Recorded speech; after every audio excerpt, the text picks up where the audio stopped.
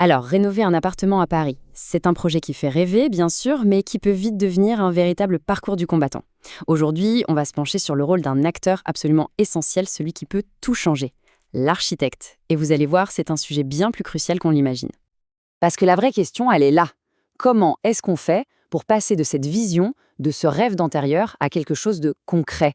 Surtout ici à Paris, avec toutes les contraintes que ça implique. C'est ce grand défi qu'on va décortiquer ensemble. Voilà notre feuille de route. D'abord, on va voir pourquoi rénover à Paris est un défi si particulier. Ensuite, on comprendra pourquoi l'architecte est le vrai chef d'orchestre du projet. On plongera dans les étapes concrètes, du début à la fin. On listera les bénéfices d'un pro. Et pour finir, on verra comment tout ça permet de révéler le potentiel caché d'un bien. Allez, on commence par le vif du sujet, le défi parisien. Parce qu'il faut être clair, rénover dans la capitale, ce n'est pas une mince affaire. C'est un mélange unique de complexité administrative, de budget à maîtriser au cordeau et de contraintes techniques partout. Pensez-y une seconde. Pour un propriétaire, ça veut dire quoi? Eh bien, ça veut dire tenir un budget qui, on le sait, peut vite déraper. Ça veut dire jongler avec les surprises techniques des immeubles anciens, se conformer à des normes de plus en plus strictes, optimiser chaque centimètre carré. Et le plus dur, peut-être, coordonner tous les artisans. Bref, un véritable casse-tête.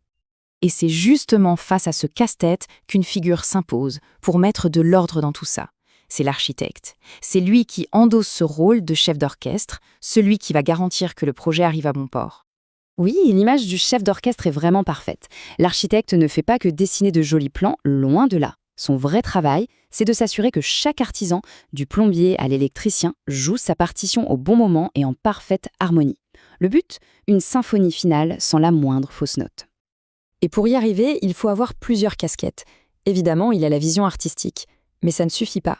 Derrière, il faut une expertise technique et réglementaire en béton, une gestion de projet et de budget ultra rigoureuse et, ce qu'on oublie souvent, de vraies qualités humaines d'écoute. C'est essentiel.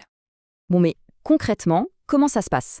Eh bien, l'architecte va transformer ce qui peut sembler être un chaos total en un processus clair, maîtrisé, avec des étapes bien définies. Le parcours est complètement balisé. On commence par analyser l'existant pour bâtir un budget qui tient la route. Ensuite vient la phase de conception, où les idées deviennent des plans précis. Puis l'architecte active son réseau pour trouver les bons artisans, il guide sur le choix des matériaux, il s'occupe de la jungle administrative. Pendant les travaux, il est sur le terrain, il coordonne tout, et enfin il supervise les finitions jusqu'à la réception. Chaque étape est sécurisée, rien n'est laissé au hasard. Et on en arrive au point crucial. Souvent, on voit l'architecte comme un coût en plus. Mais en réalité, c'est un investissement dans la maîtrise, dans l'anticipation et, disons-le, dans la tranquillité d'esprit. Et c'est là que réside sa plus grande valeur. Regardons un peu les pièges classiques et comment l'architecte y répond. Un budget sous-estimé, lui, il va faire une évaluation précise avec une marge de sécurité. Le risque de tomber sur des artisans peu fiables, il active son réseau de confiance, des gens avec qui il a l'habitude de travailler. La tentation de faire des économies sur la qualité des matériaux, il va préconiser des choix durables. Bref, il anticipe les problèmes avant qu'ils n'arrivent. Ce suivi de chantier, c'est vraiment le cœur du réacteur. C'est là que tout se joue. La coordination de tous les intervenants pour que le planning soit tenu, la maîtrise des délais et du budget, la garantie que toutes les normes sont respectées, tout ça avec une communication claire et des rapports réguliers. C'est la certitude que chaque euro est bien dépensé. Mais attention, on ne parle pas que de technique et de logistique. Non. Le but final, c'est bien plus que ça.